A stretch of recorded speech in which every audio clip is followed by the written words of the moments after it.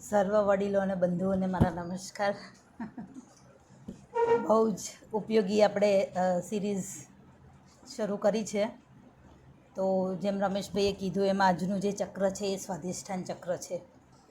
આ ચક્ર જે છે આપણને સ્વતંત્રતા આપે છે. સ્વતંત્રતા એનું સિમ્બોલ છે.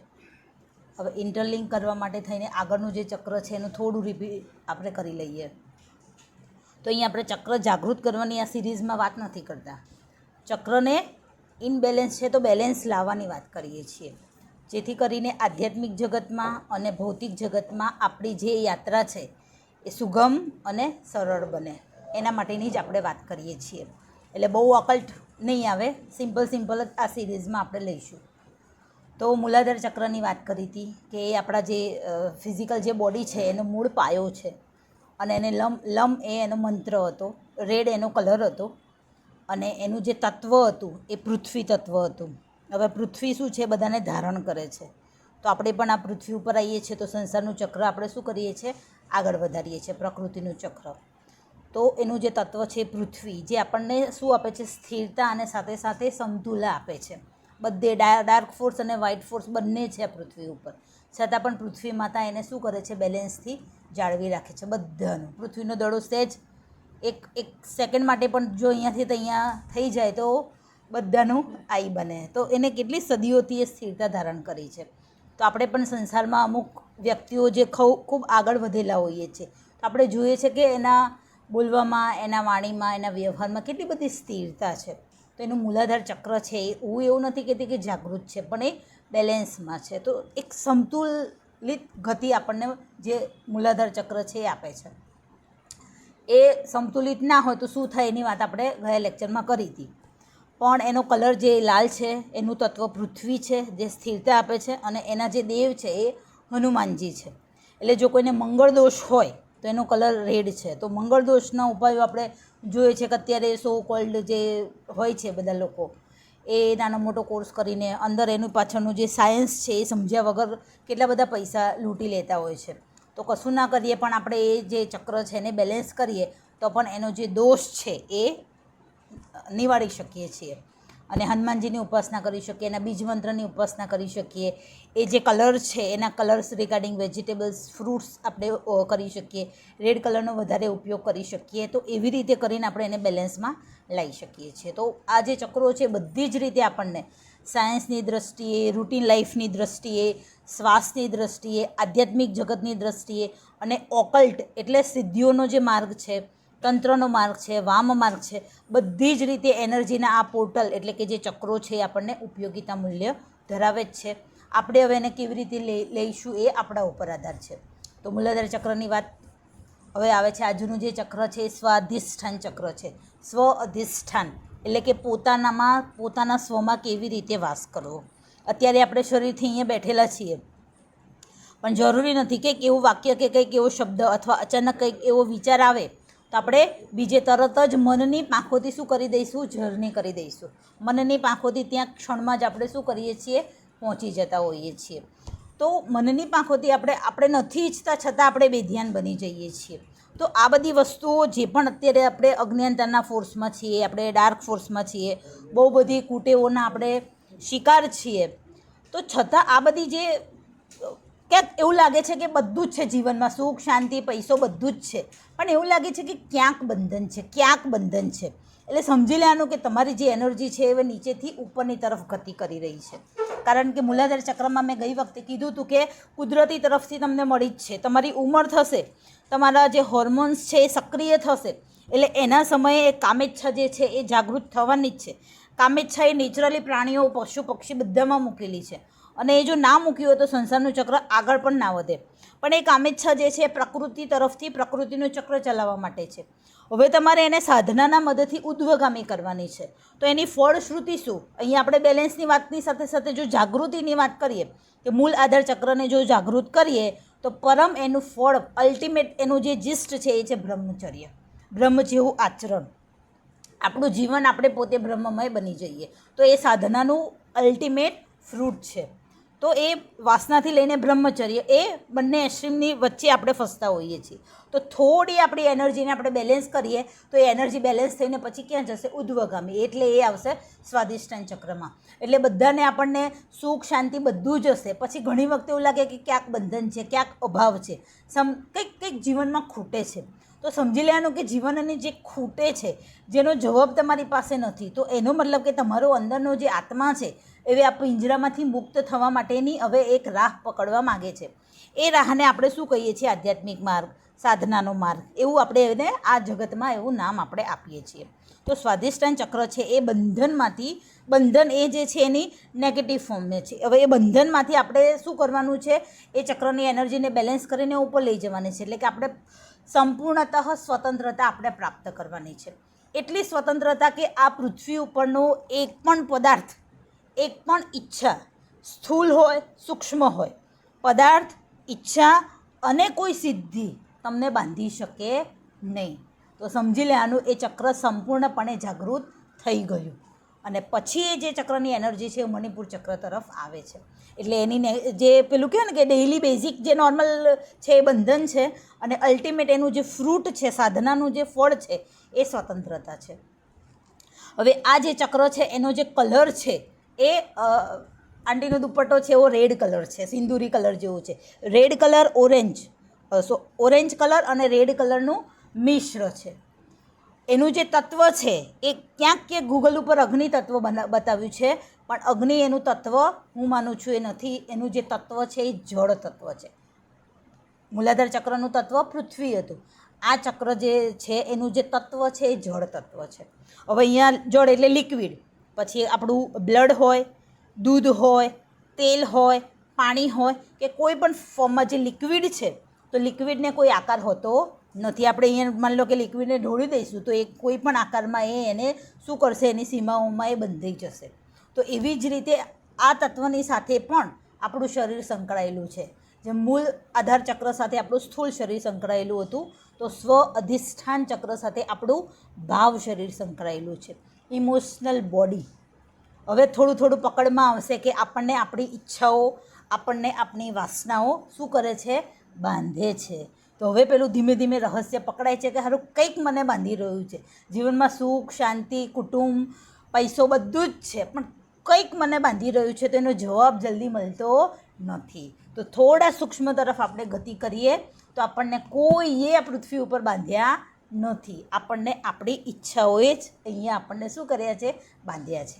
અને જ્યાં સુધી ઈચ્છાઓનું ચક્ર ચાલશે ત્યાં સુધી માયાનું ચક્ર ચાલશે, અને જ્યાં સુધી માયાનું ચક્ર ચાલશે ત્યાં સુધી આ પૃથ્વી ઉપર આપણે અનેક વખત જન્મ ધારણ કરીશું અને અનેક વખત આપણે શું કરીશું? મૃત્યુને પ્રાપ્ત કરીશું. તો અહીંયા આપણે એને શું કરવાની છે? એનર્જીને ફ્રી કરવાની છે. હવે થોડી વાત કરી લઈએ કે ઈચ્છાઓ છે, ઈચ્છાઓ આપણને બાંધે છે. હવે બધી જ ઈચ્છાઓ પૂરી થતી નથી. એટલે એ ઈચ્છાઓ શું થાય છે? કેરી ફોરવર્ડ થાય છે અને પછી નેક્સ્ટ લાઈફ નવું જીવનના માટેનું શું કરાય છે? બીજ રોપાય છે. એટલે ભગવાન બુદ્ધે શું કહી દીધું હતું કે ભાઈ ત્યાં નિર્વાણમાં એમાં શું છે? તેમને શું કહી દીધું? ત્યાં શૂન્ય છે. એમને ઈશ્વરને પણ નકારી દીધું. ત્યાં ઈશ્વર પણ નથી, કારણ કે ઈશ્વર એટલે આપણે એક આકાર, ઈશ્વર શબ્દ આપણે કહીએ, ભગવાન શબ્દ કહીએ, અલ્લાહ શબ્દ આપણે વાપરીએ, ગોડ શબ્દ વાપરીએ, તો કંઈક આકાર મગજમાં આપણા બંધાઈ જ જવાનો છે. તો ભગવાન બુદ્ધે એમાંથી પણ ટોટલી ફ્રી કરી દીધા કે એક અલ્ટિમેટ એક મહાનિર્વાણ, ત્યાં શૂન્ય સિવાય કશું જ નથી. પણ એ શૂન્ય એટલે આ પૃથ્વી ઉપર એક આપણી અંદર અને બધે જ એમ કહે કે બ્રહ્મ બધે જ છે, પણ એક સુપર ઇન્ટેલેક્ચ્યુઅલ કોન્શિયસનેસ જે બહુ જ ડાયું છે, નમ્ર છે, પ્રામાણિક છે અને અનિશુદ્ધ વ્યક્તિઓને જ એનું જે રહસ્ય છે એ મળે છે. જેમ શ્રીમદ ભગવદ્ ગીતામાં કીધું ને કે મને પામનારા તો ઘણા બધા છે પૃથ્વી ઉપર. મને પામનારા એટલે ઈશ્વરને પામનારા, કૃષ્ણ કોન્શિયસનેસને ઓળખવાળા. પણ એ હજારો લાખો યોગીઓમાંથી મારું અસલ જે સ્વરૂપ છે, જેને તત્વ એવું શબ્દ નામ આપ્યું કૃષ્ણ ભગવાને, તો એ તત્વને, મારા મૂળ તત્વને લાખો કરોડો યોગીઓમાંથી કોઈ એક જ એ મને તત્વ સ્વરૂપે જાણી શકે છે. અધરવાઇઝ કોઈ નિર્ગુણની ભક્તિ કરે, કોઈ સગુણની ભક્તિ કરે, તો જેને જે ભક્તિએ ઈશ્વરને શરૂઆત કરી તો એ રીતે જ એને ઈશ્વરની પ્રાપ્તિ થશે. તો બુદ્ધે આની પણ વાત કરી દીધી તો કે ત્યાં કશું છે જ નહીં. તો આટલું મોટું અલ્ટિમેટ સ્ટેટમેન્ટ કેવી રીતે બુદ્ધે આપ્યું? તો બુદ્ધે પોતાની બધી જ વાસનાઓના અને બધી જ ઈચ્છાઓના જે મૂળિયા હતા એને એ લાસ્ટ એ જ્યારે શુદ્ધોધન પિતાને ત્યાં જન્મ લીધો ગૌતમ સિદ્ધાર્થ બુદ્ધ તરીકે, તો એ જન્મમાં જ્યારે એમને ખબર પડી કે હું જ મને હું બાંધી રહ્યો છું, તો એ જ ક્ષણે એમને શું કર્યું? બધી ઈચ્છાઓ બધી વાસનાઓના મૂળને જલાવી દીધા. અને પછી જ્યારે છેલ્લી પરીક્ષા લેવા માટે માર આવે છે એને અલગ અલગ સ્વરૂપમાં, યશોધરાના સ્વરૂપમાં, સિદ્ધિઓના સ્વરૂપમાં જ્યારે માર જે છે એને લલચાવે છે, ત્યારે શાંતિથી ભગવાન બુદ્ધ ધ્યાનની અવસ્થામાં શુદ્ધ ચિત્તે બેસે છે અને પછી મારને કહે છે કે મારા ઘરને બાંધવાવાળાને મેં ઓળખી લીધો છે, હવે આ પૃથ્વી ઉપર હું મારું ઘર બાંધું એવી કોઈ સંભાવના છે નહીં. એટલે જે માયાનું જે ચક્ર હતું એ કોણ ચલાવતું હતું? તો આપણું મન એટલે આપણી ઈચ્છાઓ. મન એટલે શું? વિચારોનો સમૂહ. મન એટલે ઈચ્છાઓનો સમૂહ. મન એટલે વાસનાઓનો સમૂહ. હવે ઈચ્છા નથી, વાસના નથી, વિચાર નથી, તો મન છે જ નહીં. મન છે જ નહીં. એટલે આપણે આ જો ચક્રની થોડી ઘણી વધારે વિસ્તૃત જાણકારી મેળવીએ, એને થોડું હું જાગૃત કરવાની અહીં આપણે વાત નથી કરતા સિરીઝમાં, પણ એને થોડી બેલેન્સ કરવાની વાત કરીશું. તો ધીમે ધીમે આપણને આપણી જ જે પેલી કહેવાય ને કે આપણી માયાજાળ આપણને સમજાશે. કૃષ્ણમૂર્તિ કહે છે ને, યુ આર ધ વર્લ્ડ. તમે જ વિશ્વ છો. દરેક વ્યક્તિ એક જીવતું જાગતું વિશ્વ છે અને દરેક વ્યક્તિ પોતાનું એક આંતરિક વિશ્વ બનાવે છે. અહીંયા મારી પોતાની એક દુનિયા હશે, માનસિક જગતમાં મેં રચી છે. તમારા બધાની પણ એક મનથી એક દુનિયા હશે. પછી અહીંયા આપણે એક ગ્રુપમાં સાંભળી રહ્યા છીએ તો અહીંની આપણી એક દુનિયા છે. ઘરે જઈશું તો આપણા ફેમિલીની એક દુનિયા છે. પછી આપણા સગા સંબંધીઓની દુનિયા છે.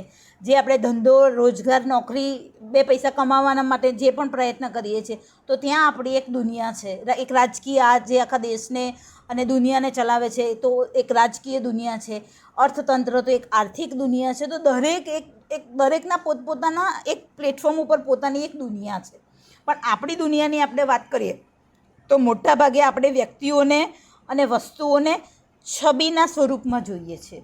છબી એટલે પિક્ચર્સમાં, કે ભાઈ મને આ વખતે આ વ્યક્તિનો આવો અનુભવ થયો તો બીજી વ્યક્તિ જ્યારે એ વ્યક્તિને આપણે દર્શન કરીએ અથવા એ વ્યક્તિને મળવા જઈએ ત્યારે આપણે ભૂતકાળની સ્મૃતિને લઈને એ વ્યક્તિના દર્શન કરતા હોઈએ છીએ. એટલે આપણે કેટલું બધું કેરી ફોરવર્ડ કરીએ છીએ મનમાં, આપણા વિચારોનું, આપણી છાપોનું. પાછું કલ્પનાથી શું કરીએ? આપણે એમાં વૃદ્ધિ કરીએ કે તૈયારી સાથે જ કરીએ કે ભાઈ આ વ્યક્તિ મારું આવી જ રીતે સ્વાગત કરશે, આ વ્યક્તિ મારું આવી જ રીતે વેલકમ કરશે, આ વ્યક્તિ આવી જ રીતે ગુસ્સો કરશે. તો એ બધું કલ્પનાથી આપણે બનાવી દીધેલું હોય છે, જેમાં મોટા ભાગે બધું હંબલ જ હોય છે. વાસ્તવિક જ્યારે પ્રશ્નને અથવા કોઈ પ્રોજેક્ટને તમે એનો સામનો કરો તો રિયાલિટી એનાથી ઘણી દૂર હોય છે. પણ આપણે આપણી એક મનની છાપથી, મનના વિચારોથી એક જગત બનાવી દીધું છે અને એવી જ રીતે દુનિયાને જોઈએ છીએ. તો કહે છે કે મનને એકદમ તમે નિર્દોષ બનાવો કે જેમની અંદર કોઈ જ છાપ હોય નહીં. એટલે ઈસુ ખ્રિસ્તે બહુ સરસ કીધું કે જો તમારે ઈશ્વરના સામ્રાજ્યમાં પ્રવેશ લેવો હશે તો તમારે બાળક જેવા બનવું પડશે. તો બાળક જે છે એ કોઈ મગજમાં કોઈના વિશે કોઈ પ્રેજ્યુડાઇઝ, કોઈ પૂર્વગ્રહ કે કોઈ છાપ નથી રાખતું. એક ઘડી બાળક છે રમકડા માટે થઈને લડશે, 2 ઘડી પછી તરત જ એ શું કરશે? એના હાથમાં હાથ નાખીને એ બાળક સાથે તરત દોસ્તી કરી દે છે. એટલે બાળકો, નિર્દોષ બાળકો જે છે એ મગજમાં છાપ નથી રાખતા. નાના નાના ભૂલકાઓ લડે બી છે અને ભેગા બી થઈ જાય છે અને નિર્દોષ એક પોતાની દુનિયામાં મસ્ત હોય છે. તો કહે છે કે બાળક જેવું આપણે નિર્દોષ મન હશે, એટલે હૃદય તો નિર્દોષ હોવાનું જ છે. તો નિર્દોષ જે મન છે એને બનાવીશું તો જ ઈશ્વરના સામ્રાજ્યમાં આપણે પ્રવેશવા માટે અધિકારી બનીશું. એટલે પેલું કહે ને કે સોયના કાણામાંથી એક ઊંટ પસાર થઈ જાય, પણ પેલો કહે છે કે લોભી ઈચ્છાઓ સાથેનો જે લોભીઓ છે એ પસાર થઈ શકતો નથી. તો આટલી બધી વેટેજ છે એ આપણે સ્વાધિષ્ઠાન ચક્રને છે. તો હવે હું હંમેશા નહીં કહેતી કે એક ડાયરી, આ માર્ગ ઉપર એક જર્ની લખો. તમને કોઈ શાસ્ત્ર, કોઈ વેદ, કોઈ ગીતા કે તમારા સંસ્કૃતિનું, કલ્ચરનું કે ધર્મનું કોઈ પુસ્તક જેટલું જ્ઞાન નહીં આપી શકે ને એટલું જ્યારે તમે લખવાની શરૂઆત કરશો, સ્વમૂલ્યાંકન, સ્વપૃથ્થકરણ, સ્વ એનાલિસિસ જ્યારે કરશો ને, તમે તમારી જાતને પોતાના હાથમાં લેશો ને ત્યારે તમે બેસ્ટ તમારા ગુરુ બનશો, તમે બેસ્ટ તમારા ટીચર બનશો. કારણ કે અંદરથી આપણી કઈ ખામીઓ છે તો મારે એના ઉપર શું વર્ક કરવાનું છે, મારી કઈ ખૂબીઓ છે તો વધારે એને શાઇન આઉટ મારે કેવી રીતે કરવાની છે, તો તમે જ તમને સમજી શકશો. તો એટલા માટે કહે છે કે તમે તમારું એનાલિસિસ કરો તો ક્યાં બંધન છે, કયા વિચારો તમને હેવી બનાવી રહ્યા છે, કઈ ઈચ્છાઓ કઈ વાસનાઓ છે જે ખરેખર મતલબ એનું કોઈ એકચ્યુઅલી અસ્તિત્વ જ નથી, આપણે એમ જ એને જન્માંતરથી શું કરી રહ્યા છે, કેરી ફોરવર્ડ કરી રહ્યા છે. તો એમાંથી આપણે મુક્ત થવાનું છે. તો આટલી વાત જે છે એ સ્વાધિષ્ઠાન ચક્રની છે કે એ તમને અલ્ટિમેટ જે છે બંધન છે એનું એ નેગેટિવ પાસું છે, અને આપણે એને જ્યારે બેલેન્સ કરીને ઉર્ધ્વમુખી કરીશું ત્યારે સ્વતંત્રતા એક આપણે ફ્રીડમને શું કરીશું, ફીલ કરીશું. હવે એની જે નેગેટિવ ફોર્મ છે કે બહુ જ અનબેલેન્સ હોય તો કયા કયા આપણા જીવનમાં હર્ડેકલ્સ લાવે છે, કઈ કઈ કુટેવોના આપણે શિકાર બનીએ છીએ, અને જે કુટેવોના શિકાર બન્યા હશું એ જ રિગાર્ડિંગ અંદરના આંતરિક અવયવથી આપણે શું કરીશું, કોઈને કોઈ રોગના આપણે શું બનીશું, શિકાર બનીશું, અને કોઈને કોઈ ગ્લેન્ડથી ઇનબેલેન્સ થશે અને એ પણ એ રોગમાં શું કરશે, વૃદ્ધિ કરશે. તો આપણું જે સ્વાધિષ્ઠાન ચક્ર છે એ મૂલાધાર ચક્ર અને આપણી જે ડુંટી છે, આપણી જે નાભી છે એની વચ્ચેનો જેને આપણે ગુજરાતીમાં પેઢીનો ભાગ કહીએ છીએ, તો ત્યાં એનું સ્થાન આવેલું છે, અને 6 એની પાંખોડીઓ છે, અને વમ એનો મંત્ર છે. એટલે ફોર્સફુલી એને પર્ટિક્યુલર કોઈ ગુરુના એનો કયા ફ્રીક્વન્સીમાં એનું ચેન્ટિંગ કરવું. તો એક સાચો જે ગુરુ છે એ જોવે કે શિષ્ય કયા ચક્રો ઉપર આવીને થોભી ગયો છે, ક્યાં એની જે છે એનર્જી બ્લોક છે, અને એને કઈ ફ્રીક્વન્સીમાં એને શું કરવાનું છે, એનો અવાજ કરવાનો છે. જેમ કે બહુ ઇમરજન્સી હોય તો આપણે ફ્લાઇટ પકડીએ, બહુ ઇમરજન્સી ના હોય તો આપણે ટ્રેન પકડીએ, અને આપણે બહુ સૌંદર્યનું દર્શન કરતાં કરતાં જવું હોય તો આપણે શાંતિથી બસ પકડીએ. એક એવી બસ છે, હમણાં મેં મસ્ત એક વિડીયો જોયો કે લગભગ 70 લાખ કે 35 લાખ એ બસની ટિકિટ છે. તમે લગભગ ઘણા યુરોપિયન કન્ટ્રીઝ એ ફરાવે, એકદમ લક્ઝુરિયસ બસ છે, પણ કેટલા બધા વર્ષ, બહુ 3 યર્સ, 3 વર્ષનો એમાં સમય જોઈએ, અને 70 લાખ જેટલી એની ટિકિટ છે. તો આપણે જો બધું શાંતિથી બધું માણતા જવું હોય, બધું જોતા તો તમે એમાં બેસી શકો.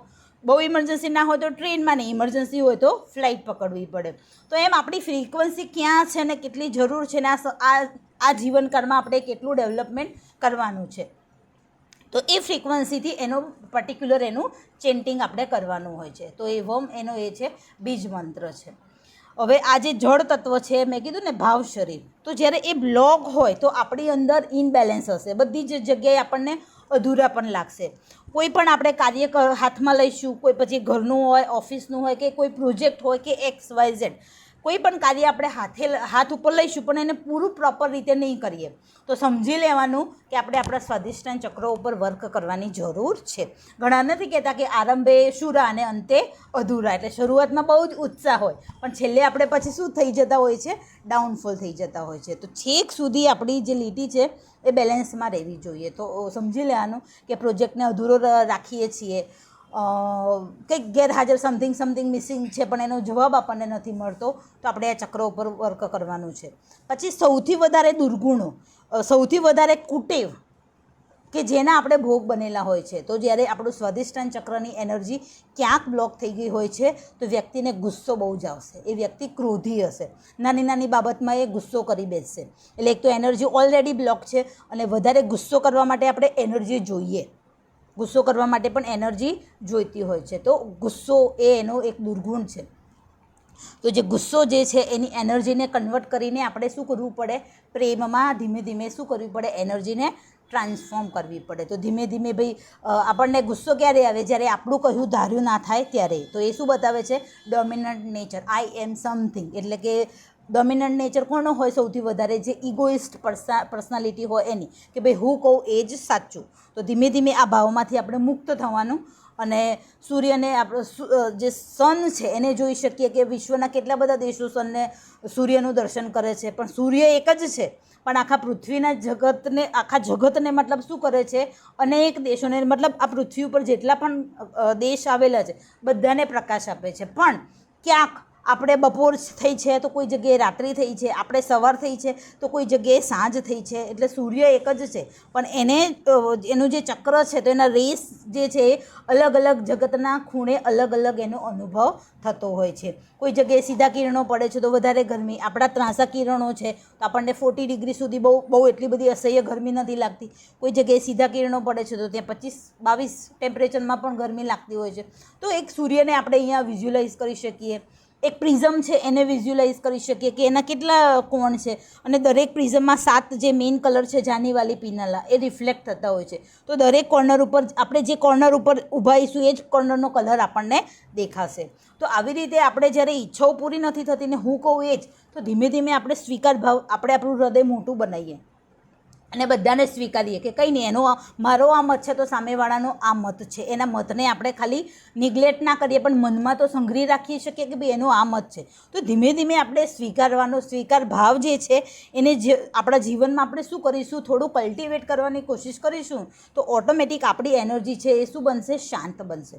અને સામેવાળો જેવો છે, જેમ ગુરુ આપણા જેવા છે એવા જ આપણને સ્વીકારે છે, આપણા માતા પિતા છે તો આપણે જેવા છીએ એવા જ આપણે સ્વીકારે છે.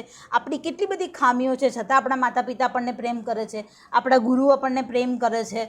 યોગી કથામૃત છે, પછી the lap of the Himalaya, એમાં સ્વામી રામની જે વાત છે તો કેટલો બધો શેપ આપે છે ગુરુ. કેટલી બધી શિષ્યમાં ખામીઓ હોય છે છતાં પણ ગુરુ એને એઝ ઇટ ઇઝ સ્વીકારે છે. તો આપણે પણ બધાને ધીમે ધીમે, એ વ્યક્તિ પૃથ્વી ઉપર જીવે છે એનો મતલબ કે ઈશ્વરનો એ ચાહીતો છે, એ પ્રેમ કરે છે ઈશ્વર, અને ક્યાંક આ યુનિવર્સમાં એ વ્યક્તિનું કંઈક સ્થાન છે. નેગેટિવ રીતે, પોઝિટિવ રીતે એને એ રોલ આપ્યો છે. તો જે વ્યક્તિ જેવી રીતનો છે એવી રીતે સ્વીકાર ભાવ આપણે લાવીશું તો ધીમે ધીમે આપણી ફરિયાદો દૂર થશે. ફરિયાદો દૂર થશે તો આપણને જ ફાયદો થશે, આપણી એનર્જી શું થશે, બેલેન્સમાં થશે. એટલે ક્રોધ એનું નેગેટિવ પાસું છે, અને પ્રેમ જે છે એને એના માધ્યમથી, સ્વીકાર ભાવના માધ્યમથી શું કરીશું, આપણી એનર્જીને આપણે બેલેન્સમાં લાવી શકીશું. જબરજસ્તી કરવાની જરૂર નથી. સમજણ દરેક ચક્રને બેલેન્સમાં લાવવાનું એક જ હથિયાર છે, અન્ડરસ્ટેન્ડિંગ. સમજણ હશે તો આપણે ઓટોમેટિક કોઈ બીજા મંત્રની પણ કદાચ જરૂર નહીં પડે. દરેક ચક્રનું શું છે, સમજણ એ એનું મેઇન ટૂલ છે. પછી છે ભય કે નાની નાની વસ્તુઓમાં કશું થયું ના હોય છતાં પણ એક ફિયર કોન્શિયસનેસ આપણને પકડે છે. તો સમજી લેવાનું કે આપણું સ્વાધિષ્ઠાન ચક્ર જે છે એ ઇનબેલેન્સ છે. એટલે કોઈ ભૂલ કરી દીધી હોય, આપણે પેલું કે કોઈ ભૂલ કરી દીધું હોય તો ગિલ્ટ આપણને પકડે. એમ કે અંદરથી મને મારો આત્મા ડંખે છે, મારો આત્મા મને કોરી ખાય છે. એટલે મોટાભાગના પૃથ્વી પર જેટલા પણ લોકો સુસાઇડ કરે છે ને, એની એનર્જી જે છે નીચેથી તો ઉપર થઈ ગઈ, એટલે એને કંઈક કરવું તો છે પણ એને માર્ગ ક્યાંય મળ્યો નહીં. ક્યાં બંધન છે, ક્યાં રસ્તો છે એને શોધતા આવડ્યું નહીં. અને ક્યાંક ભૂતકાળમાં જાણતા અજાણતા એનાથી કોઈ એવી ભૂલ થઈ ગઈ કે જેને મનથી બહુ મોટું સ્વરૂપ આપી દીધું. જો એને સ્વીકારી લીધું હોય કોઈ એક વ્યક્તિની સાથે, એટલે આપણે જોઈએ છે ને ક્રિશ્ચિયાનિટીમાં કન્ફેશનનું આવે છે કે ભાઈ સન્ડે જવાનું અને જે પણ નાના મોટા પાપ કર્યા હોય એ ઈશ્વરની સમક્ષ પ્રગટ કરી દેવાના. અને બહુ મોટા પાપ કર્યા હોય તો પછી પોપને જઈને મળવાનું. એટલે પોપ આપણને શું કહે કે ભાઈ તમે એને ચિઠ્ઠીમાં લખી દો. પછી પોપ જે છે એનું કામ શું છે કે ભાઈ આજે જેટલા પણ લોકો આવે એના સીન છે, પાપ છે, તો પછી એને શું કરે, ઈસુ ખ્રિસ્તને પ્રેયર કરે અને પછી એ શું કરે, એને જલાવી દે. એટલે આપણે થોડા ફ્રી થઈ જઈએ કે કંઈ વાંધો નહીં, નેક્સ્ટ ટાઈમ હું ધ્યાન રાખીશ. તો આ એક કન્સેપ્ટ સરસ મજાનો ક્રિશ્ચિયાનિટીમાં છે. એટલે દરેક ધર્મમાં મેં કીધું ને કંઈક રિચ્યુઅલ પાછળ એક સાયન્સ હોય છે કે તમે મનથી કોઈ બોજો ધારણ ના કરો. તો જેટલા પણ લોકો સુસાઇડ એટેમ્પ કરે છે તો એની એનર્જી અહીંયા બ્લોક થઈ ગયેલી હોય છે. તો જ્યારે ભય આપણે ન કરવાનું એવું કોઈ કાર્ય કરી દીધું તો હું તો કહું કે નિર્ભયપણે એને વ્યક્ત કરી દેવું. ન કહેવાય એવું હોય તો એને ડાયરીમાં લખીને પછી એને ટુકડા કરીને કાં તો ફ્લશ આઉટ કરી દેવું, કાં તો પછી બર્ન કરી દેવું, અથવા કોઈ અગ્નિ સમક્ષ, ઈશ્વર સમક્ષ, અથવા તમારા કોઈ નિયર ડિયર સમક્ષ એને શું કરી દેવું, વ્યક્ત કરી દેવું. અને ફરીથી આવી ભૂલ ન થાય એના માટેનું શું કરવાનું, ધ્યાન રાખવાનું. પણ ત્યાં જ અટકીને આપણા જીવનને બરબાદ કરી દેવું નહીં. તો ભયની સામે પછી શું કલ્ટિવેટ કરવાનું છે, નિર્ભયતા.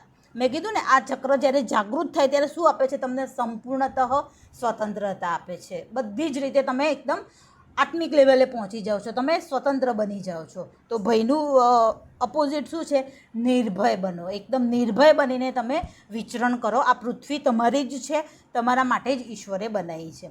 આપણે જોઈએ છે જ્યારે પેલા જૈન મુનિઓ હોય છે કેવા પગમાં ચંપલ પણ નથી હોતી, એક સફેદ સાદું વસ્ત્ર પહેરે છે અને કેવા નિર્ભયપણે એકદમ પેલું કે સિંહની ચાલે આમ ચાલતા હોય છે, એકદમ કેટલું નિર્ભયતા હોય છે એમને. જંગલ આવે, શહેર આવે, કોઈ ડાકોની ઇલાકામાં પણ જવાનું થાય તો એમને કોઈ પણ પ્રકારનો ભય લાગતો નથી. ભગવાન બુદ્ધ છે, બધાએ ના પાડી દીધી છતાં સામેથી કેવા અંગુલીમાલની તરફ ગયા હતા કે હું મારો રસ્તો નહીં બદલું, એ એનો રસ્તો ચોક્કસ બદલી દેશે. તો એવું આવી જે નિર્ભયતા છે એ આ ચક્રની જે એનર્જી છે એને જ્યારે આપણે ફ્રી કરીએ છીએ ત્યારે આવતી હોય છે. એટલે ઇન શોર્ટ કહેવાનો મતલબ કે કોઈ પણ વસ્તુ થઈ ગઈ તો થઈ ગઈ. દરેકનો ભૂતકાળ જે છે એ આપણે જોઈએ છે માર્ગ પ્રકાશીમાં કે અનંત ભૂલોથી, અનંત એવા પાપોથી ખરડાયેલો જ છે. તો એને એમાંથી જ આપણે લેસન શીખીને આપણે આગળ વધવાનું છે. એટલે હવેથી કોઈ એવું ભૂલ થઈ ગઈ હોય તો ગિલ્ટને પકડવાની નહીં. What is next? હવે નેક્સ્ટ સ્ટેપ એના માટેનું શું છે એના ઉપર વર્ક કરવાનું ચાલુ કરી દેવાનું. એટલે તમારું મન તમને જે અંદરથી ઉધવીને જેમ કોરી ખાય ને એ કોરી ખાતું શું થઈ જશે? બંધ થઈ જશે. કારણ કે આધ્યાત્મિક જગતમાં જો નિર્ભય નહીં બનીએ તો નિર્ભય નહીં બનીશું તો સાધનાના પથ ઉપર આપણે આગળ ચાલી શકીશું નહીં. કારણ કે એવા ઘણા બધા હિડન લોક આવે છે. ઘણા નથી કહેતા કે અમે ધ્યાન કરીએ છીએ ત્યારે બિહામણી આકૃતિઓના એ બધાના દર્શન થતા હોય છે. તો એ બધું કોઈ જગતમાંથી કે કોઈ તમને મોકલતું નથી. એ તમે જે ભયને અત્યાર સુધી સંઘરી રાખ્યો તો એને એક મોટું સ્વરૂપ ધારણ કરીને એ બિહામણી આકૃતિઓના સ્વરૂપે, બિહામણા તમારા જે વિચારો હતા, દુષ્ટ વિચારો, એને આ સ્વરૂપ ધારણ કરીને હવે તમને તમારા મનને ખાલી કરે છે. પણ મનના કોન્શિયસ ભાગમાં તો એ બધું બિહામણું, તમારો ડર, તમારું મલિચ્છ વિચારો એ બધા તો ભરાયેલા હતા. હવે ધ્યાન કરીએ છીએ ત્યારે આ બધામાંથી આપણું મન શું થાય છે? ખાલી થાય છે. એટલે અલગ અલગ સ્વરૂપ ધારણ કરીને તમને અહીંયા દેખાશે. સ્થૂળ સ્વરૂપે પણ દેખાશે, સૂક્ષ્મ સ્વરૂપે પણ દેખાશે. તો જરા પણ ભય પામવાની જરૂર નથી. એ આકૃતિઓ તમારું જ બનાવેલું સર્જન છે અને તમારું વિલ પાવર સ્ટ્રોંગ હશે તો સાક્ષી ભાવે તમે જ્યારે એનો સામનો કરશો, ન સારું કે ન કશું જ નહીં, તો ધીમે ધીમે શું થઈ જશે? એ ચહેરા દેખાતા ધીમે ધીમે બંધ થઈ જશે. એટલે ભય પામવાનો નથી. નિર્ભય બનશો તો જ આધ્યાત્મિક પથ ઉપર આપણે ચાલી શકીશું. પછી આવે છે હિંસા. એટલે કે પેલું કે ને કે આપણે કોઈને મારી દઈએ છીએ તો હિંસા છે જ છે, પણ શબ્દોથી એટલે વાણીથી પણ આપણે કોઈની હિંસા કરી દેતા હોઈએ છીએ. તો આખો જે જૈન ધર્મ છે એ અહિંસાના માર્ગ ઉપર, અહિંસાનો જૈન ધર્મનો પાયો જ આખો અહિંસા છે. બહુ અદ્ભુત મહાવીર સ્વામીએ આપણને કહી દીધું. આખા શાસ્ત્રોનો નિચોડ એટલે અહિંસા. જો તમારી અંદર કોઈ પણ પ્રાણી માત્રને આ જગતમાં હાનિ પહોંચાડવાની વૃત્તિ ના હોય તો સામે કોઈ તમારી પણ હાનિ પહોંચાડવા માટે નવરું નથી. એટલે પેલું કહે છે ને, તમે જેવું આપશો એવું જ તમને મળશે. તમે કોઈની હાનિ નથી કરી તો કોઈની તાકાત નથી કે એ વ્યક્તિ તમારી હાનિ કરી શકે. અત્યારે આપણે યુટ્યુબ ઉપર જોઈએ છે કે પ્રેમાનંદ મહારાજના જે પ્રવચનો છે એના વિડીયો યંગસ્ટર્સને બધા ઘણા બધા લોકો બહુ ખરેખર બહુ પવિત્ર અને સરસ મજાના સંત છે. તો કોઈએ બહુ સરસ પ્રશ્ન પૂછ્યો હતો કે ભાઈ અત્યારે કલિયુગમાં જે શોર્ટ વે કરવા માટે લોકો આગળ નથી જતા, ત્યારે પછી પડોશી આગળ ગયો, કોઈ સગા સંબંધી આગળ ગયો હોય, અથવા કોઈને કોઈ ગમતું હોય, એક્સને વાય ગમતું હોય, વાયને એક્સ ગમતું હોય, તો એ લોકો શું કરે છે? તાંત્રિક ક્રિયાઓને બધું કરી દેતા હોય છે. તો એમ કે આ બધી વસ્તુઓ સાચી હોય છે? તમને બહુ સુંદર જવાબ આપે તો કે જો તમે મનથી અને શરીરથી તમારી અંદર જો કોઈની હાનિ પહોંચાડવાની વૃત્તિ નથી તો એ તંત્ર કે મંત્ર તમારું કશું જ બગાડી શકશે નહીં. અને આ વસ્તુ આપણે ધાર્મિક ગ્રંથોમાં પણ લખેલી છે. આપણે ધાર્મિક ટીવી સિરિયલો જોઈએ છીએ કે ભાઈ પર્ટિક્યુલર કોઈએ કોઈ એવું બ્રહ્માસ્ત્ર છોડી દીધું કે કોઈએ કોઈ એવું સુદર્શન ચક્ર છોડી દીધું તો એ મુનિની કે ઋષિની શું કરે છે? પ્રદક્ષિણા કરીને પાછું જતું રહે છે. તો એ કંઈ એવો સુપર ઓકલ્ટ પાવર નથી, પણ એની અંદર માર્ગ અંદર પેસવા માટેનો રસ્તો જ નથી. એવો હિંસાનો એક છિદ્ર પણ એને એના શરીરમાં, એના કોઈ પણ સાથે શરીરમાંથી એક પણ શરીરમાં એવું હિંસાનું કે એવું કોઈ છિદ્ર જ નથી કે એ એનર્જી છે એની અંદર પ્રવેશ કરી શકે. એટલે પછી શું કરે? પ્રદક્ષિણા કરીને જતી રહે છે. તો તમારું જો સાધના તમારી પાવરફુલ હશે, બાહ્ય રીતે કે આંતરિક રીતે કોઈનું મન વચન કર્મથી કોઈનું તમે ખરાબ નહીં જ ઈચ્છો તો કોઈ તંત્ર કે મંત્રની તમારા ઉપર અસર નહીં થાય. કદાચ એવી રીતે કોઈ એવા કાર્મિક સિસ્ટમથી થઈ પણ ગઈ હશે તો તરત જ તમને એનું નિવારણ પણ તરત જ મળી જશે. તો આ એની વાત આવે છે. એટલે કે હિંસાનું જે અપોઝિટ જે છે એ છે અહિંસા. એટલે ધીમે ધીમે આપણે સૌનું કરો કલ્યાણ, દયાળુ પ્રભુ સૌનું કરો કલ્યાણ, એ ભાવ હંમેશા આપણે શું કરવો? રાખવો જોઈએ. અને પછી છેલ્લું છે ધૃણા. મન વચન અને કર્મથી કોઈ પણ પ્રાણી માત્ર ઉપર તમે ધૃણા ના કરો.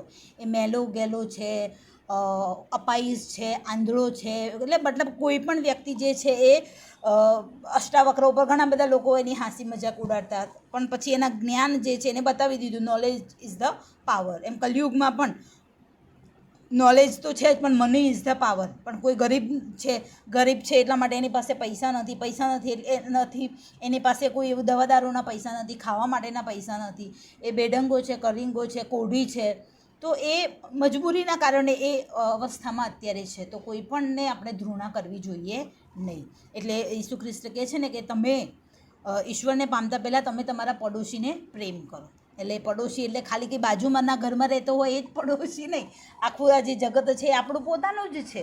તો કહે છે કે કોઈને પણ તમે ધૃણા કરો નહીં. તો ધૃણાની જગ્યાએ શું કરવાનું છે? તો કરુણા, મુદિતા, મૈત્રી.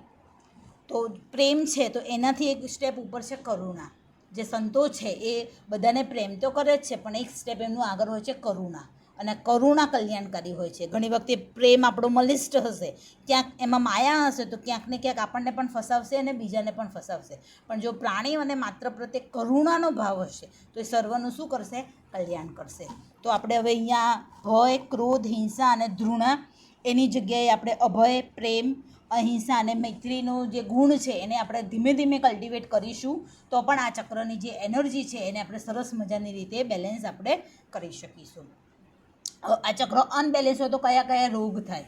તો ખાસ કરીને બ્લડ રિગાર્ડિંગ, પાણી ઓછું પીતા હોય તો પણ ઘણા બધા આપણા જે અંદરના ઓર્ગન્સ છે એ ડ્રાયનેસ પકડતા હોય છે. એટલે આપણે જો ડ્રાયનેસ લાગે આપણને, ઇવન આપણા સ્વભાવમાં, અથવા તો આપણને એવું કંઈક લાગે કે કંઈક સૂકું સમથિંગ છે, તો શુદ્ધ ગાયના ઘીનો વધારે ઉપયોગ કરવો જોઈએ. પછી પાણી વધારે પીવું જોઈએ. પછી જે લોહી રિગાર્ડિંગ જે છે, લોહી જ્યારે દૂષિત, સૌથી પહેલાં શરીર, બાહ્ય શરીર આપણું કંઈક રોગ થતા હોય છે, એ રોગને આપણે દાબી દેતા હોય છે, બહુ લક્ષમાં નથી લેતા હોય. તો અંદરના જે ઓર્ગન્સ છે, અંદરના ઓર્ગન્સને પણ આપણે ગણતા નથી, ત્યારે આપણી જે ગ્લેન્ડ્સ છે એ, અને છેલ્લે એ બધાને પણ આપણે ઓવરકમ કરી જઈએ છીએ. તો છેલ્લે આ જે છે આખા શરીરના તંત્રનું જે મેઇન મુખ્ય ચાલક બળ છે એ લોહી છે. તો જે લોહી જે છે એટલે કે લિક્વિડ રિગાર્ડિંગ, મેં કીધું ને કે જળ તત્વ એનું મુખ્ય તત્વ છે. તો લોહી રિગાર્ડિંગ પછી ત્વચાનો રોગ હોય, માથાનો રોગ હોય, બ્લડ કેન્સર હોય, લીવરનો પ્રોબ્લેમ્સ હોય, તો કારણ કે પાછળ નીચે કરોડરજ્જુમાં નીચેના જે મણકા છે એનો પ્રોબ્લેમ્સ છે. તો આ પછી ઇવન સેક્સ્યુઅલ ઓર્ગન્સ રિગાર્ડિંગ જે પ્રોબ્લેમ્સ છે, મેં કીધું હતું ને કે ગઈ વખતે અમુક લોકો પહેલેથી બાય બોર્ન ગે પ્રકારના બને છે, એ પુરુષ પણ નથી, સ્ત્રી પણ નથી. તો ક્યાંક એવું એમાં કંઈક 100, 1000, લાખોએ ક્યારેક કોઈ એવું થઈ જતું હોય છે ભૂલ, અથવા એની કાર્મિક પેટર્ન એની એવી રીતની હશે, તો એ એવા સ્વરૂપે એ જન્મ લે છે. તો એના સ્વાદિષ્ટાન ચક્ર ઉપર જો આ જન્મમાં વર્ક કરે તો નેક્સ્ટ ઇન્કાર્નેશનમાંથી એમાંથી મુક્તિને એ પ્રાપ્ત કરી લેતો હોય છે. તો જળ તત્વ જે છે એને આપણે શુદ્ધ રાખી શકીએ છીએ. આપણા શરીરને ક્લીન રાખીએ, ચોખ્ખું આપણે પાણી પીએ. આપણે લોહીને શુદ્ધ રાખવા માટે બહુ સરસ આપણા તો સ્ક્રિપ્ચર્સમાં વાત કરી છે કે પેલો કયો વૈશાખ મહિનામાં લીમડાનો મોર પીવાની, ચૈત્ર મહિનામાં લીમડાના મોર પીવાની વાત આવે છે. તો જ્યારે કોઈનું પણ લોહી બગડી જાય ત્યારે એને કડવાશથી જ એને તમે શું કરી શકો છો? ક્યોર કરી શકો છો. કડવાશ અને ઉપવાસ, આ બે વસ્તુથી કોઈ પણ જે રોગ છે એને આપણે ઓવરકમ કરી શકીએ છીએ. અત્યારે ઘણાને બ્લડ કેન્સર થતું હોય છે, અને બ્લડ કેન્સરના કોઈ એવા સિમ્ટમ્સ નથી હોતા. છેલ્લી ઘડી અમુક એવા કેન્સર છે આપણા શરીરમાં કે છેલ્લા સ્ટેજ ઉપર આવે ને ત્યારે એના સિમ્ટમ્સની આપણને ખબર પડતી હોય છે. તો જો બ્લડ કેન્સર પણ જો કોઈને થયું હોય તો આપણે આ ચક્રો ઉપર થોડું વર્ક કરીએ. ઓરેન્જ કલરના જે વેજીટેબલ્સ છે, આપણે નારંગી છે, મોસંબી છે, કેરી છે, તો આ બધાનો આપણે ઉપયોગ કરીએ. ઓરેન્જ કલર જે છે એના કલર્સના કપડાનો વધારે આપણે ઉપયોગ કરી લઈએ. અને લોહી માટે થઈને ખાસ કરીને કહે છે ને કે દાડમનો ઉપયોગ કરી શકો. જેટલા પણ કડવા રસ છે, ખાલી લીમડો નહીં, પછી ગિલોય અને બીજા ઘણા બધા આયુર્વેદિકમાં વાત આવે છે કે જેનો જે રસ છે એ કડવો છે. તો કડવા રસનો આપણે ઉપયોગ કરીએ તો તમે તમારા બ્લડ કેન્સરને પણ, એટલે કે લોહીને પ્યોરિફાઈ કરીને પણ એમાંથી આપણે કોઈ પણ સ્ટેજમાં હોય એમાંથી બહાર ચોખ્ખું રાખવાનું છે, બેલેન્સમાં રાખવાની આપણે કોશિશ કરવાની છે. તો જે સંન્યાસીઓનો જે ભગવો કલર છે, તો એની પાછળનું પણ આખું સાયન્સ છે કે જે સંન્યાસીઓનો જે કલર છે એ ભગવો કેમ છે? તો એ સંન્યાસીને સંસારમાંથી મુક્ત કર્યા. હવે જે ભગવા ધારણ કરે છે, જે દીક્ષા લે છે, જેને સંસાર તરફથી પોતાનું મુખ ફેરવી લીધું છે અને સંન્યાસ ગ્રહણ કર્યું, તો સ્વતંત્રતાની મેં વાત કરી હતી કે વાસના એ અહીંયા તમને બાંધે છે અને એની ચક્રો જાગૃત થઈ જાય તો તમે 100% સ્વતંત્ર બની જાઓ છો. હવે એ વ્યક્તિ સ્વતંત્ર છે, હવે એનો કોઈ સંસાર છે નહીં. એટલે ઓલરેડી અહીંયા કીધું ને કે આપણા સ્ક્રિપ્ચર્સમાં તો બધું સાયન્ટિફિક જ છે કે મોટાભાગના સંન્યાસીઓના કલરના કપડાં કેસરી કલરના કેમ હોય છે. તો હવે જે સામાન્યતઃ સંસારી હશે તો એની એ ચેતના મૂલાધાર ચક્રમાં હશે કે જેને સંસારમાં જ રહીને પોતાની ફરજ પૂરી કરવાની છે. પણ સંસારી લોકો પણ ઈચ્છે તો કર્મ માર્ગને પ્રાધાન્ય આપીને એમાંથી પણ એ મુક્તિને પ્રાપ્ત કરી શકે છે. તુલાધર નામનો જે વેપારી છે એનું બેસ્ટ ઉદાહરણ છે. સ્વાધિષ્ઠાન ચક્ર ઉપર જે લોકો આવે છે અને કંઈક રહસ્ય શોધી રાખે છે કે મને કોઈક બાંધે છે, કંઈક અભાવ લાગે છે, તો એ લોકો પછી શું કરે છે, સંસાર તરફથી વિરામ લઈ લે છે. ઈચ્છાઓ વાસનાઓમાંથી ત્યાગ લઈને ઈશ્વર તરફ અભિમુખ થવા માટે શું કરે છે, દીક્ષા લે છે. અને ભગવા જે કલર છે એને ધારણ કરે છે. એ સિમ્બોલિક છે કે હવે તમે સ્વતંત્ર છો, હવે તમારે કોઈ સંસાર છે નહીં. આ હવે માયાના ચક્કરમાંથી તમે બાહ્ય રીતે તો મુક્ત થઈ જ ગયા છો. તો કેટલી સરસ વાત આવે છે. તો આ સાથે જે સ્વાધિષ્ઠાન ચક્ર છે, હા, એના જે ગ્રહ છે એ બુધ ગ્રહ છે. એનો ગ્રહ છે બુધ ગ્રહ છે. અને એના જે દેવતા છે એ વિષ્ણુ ભગવાન જે છે એના દેવતા છે. તો વિષ્ણુ સહસ્ત્ર નામાવલીનો પણ આપણે જો પાઠ કરીશું ને તો પણ આની જે એનર્જી છે એ ધીમે ધીમે બેલેન્સ થશે. અને ધીમે ધીમે જે ક્રોધ, હિંસા, ભય આ બધાની જગ્યાએ આપણે નિર્ભયતા, મૈત્રી, કરુણા, સર્વને સ્વીકાર ભાવ અને સ્વતંત્રતા. મને સ્વતંત્રતા જોઈએ છે તો સામે આપણે બીજાને પણ સ્વતંત્રતા આપીશું. અને સ્વતંત્ર વ્યક્તિ હશે એનું મન એકદમ શુદ્ધ હશે. અને જેનું મન શુદ્ધ હશે એનું હૃદય પણ એકદમ શુદ્ધ હશે. જેનું મન શુદ્ધ, જેનું હૃદય શુદ્ધ, તેનું જીવન પણ શુદ્ધ. કેટલી સરસ વાત ચક્રો સાથે સંકળાયેલી છે. તો આ સાથે હું સ્વાધિષ્ઠાન ચક્ર રિગાર્ડિંગ જે બેઝિક ઇન્ફોર્મેશન્સ છે એને અહીંયા હું પૂરી કરું છું. અને હવે થોડું આપણે